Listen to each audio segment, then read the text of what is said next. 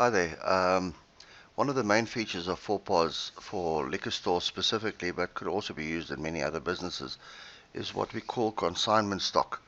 Now, consignment stock is the ability to invoice a customer or issue a customer with consignment stock, and the customer would then be able to take the goods on consignment, um, go to his party or whatever he's holding, and then once he's done his party, he'll be able to return the items that he has not sold and pay for the balance.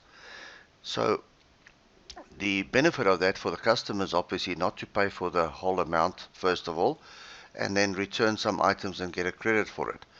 Um, so obviously you'll only do that for customers that you know and trust and have dealt with in the past. Might be corporates, might be other type of businesses.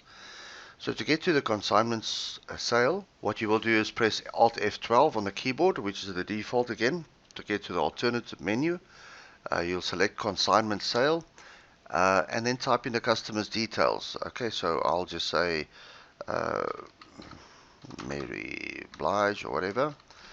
And the address obviously is quite important. Block A, Trump Towers or whatever it might be. Telephone number, important to be able to phone the customer and confirm the final sale, final invoices and so on.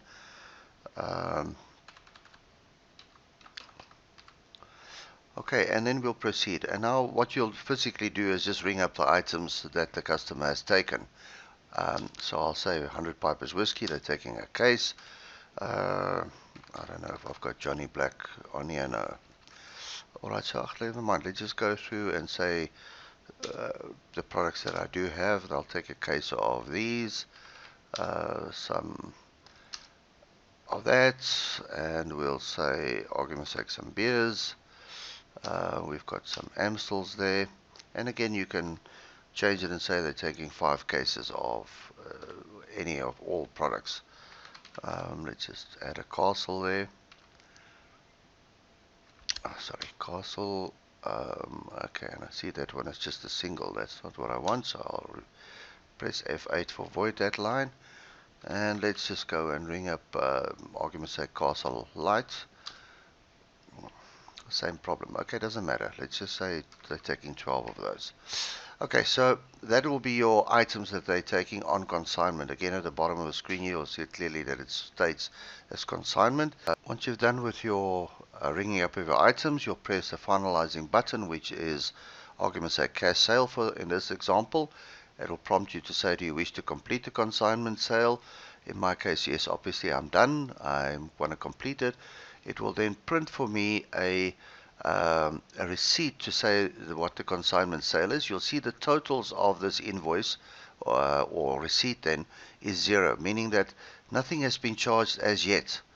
A customer is just taken the goods. There is no money implication as such, therefore I cannot issue a tax invoice. Alright, and I'll click exit on that. Now let's assume a day or two has passed. The customer is now returning the goods that he has not used. Let's say 100 Pipers whiskey. I still got the sale on the screen, so just to make it easier for ourselves, he's taken 100 Pipers whiskey, and he's taken a case of that at 6.57. So let's just bear that in mind. To make it easier for myself, I'm going to just do a screenshot quickly, and I'm going to paste it into Paint here, just so that I have a record of it, so, and we can refer back to it. Alright, so let's go back to the point of sale. I now want to retrieve the consignment, so I'm going Alt F12, going down to my retrieve consignment option, pressing enter, and the lady or person that I used earlier was Mary Blige. Pressing enter on it, and now theoretically you could just ring up the items that you've or the person has returned. So let's say they've taken 12 bottles earlier, we saw, and we say that they're bringing 3 bottles back. Okay, and we know that they've also taken some 100 degrees vodka, and we'll say that's bringing 2 of those back. All right, and I remember now that they've also taken some Amstel, and let's say they're bringing back a 6-pack, argument's sake. Alright, so once we're done with all of those, I'm going to now press my finalizing button again. I want to finalize the sale, and I'm clicking on that sale. Now the system will now calculate and say, okay, this is the background of it. We've taken, on the screen you'll see that they've taken 100 Piper's whiskey, taken 12 items, as you can see over there. They returned 3, so they've used 9. In other words, they need to be invoiced for 9. The 100 degrees vodka and lemon, again, 12 taken, 2 returned, 10 used.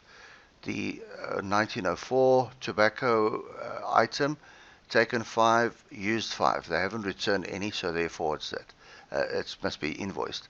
The Amstel again, they've taken some cases of that. They've taken a whole 120 units, and we returned, as you can see at the top of the screen there again, we returned 6 of them, so 114 used, therefore 114 should be charged. And then the Castle Light, taken 12, none returned, and so on. And when I now click on proceed, it says, do you wish a receipt for that? We say yes.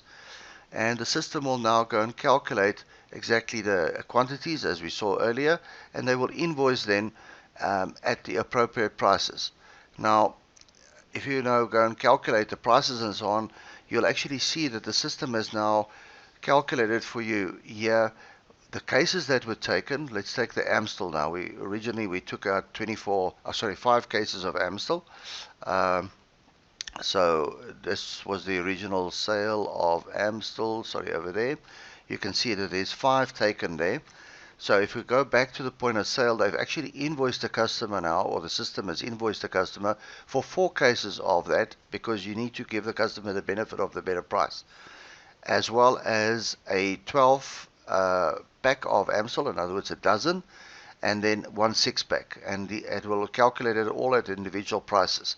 So you're not giving the customer the benefit of saying, you know what, we invoiced you at case prices, we're now going to just return it at case prices. We're going to charge you exactly for what you've taken, as if you have taken them individually.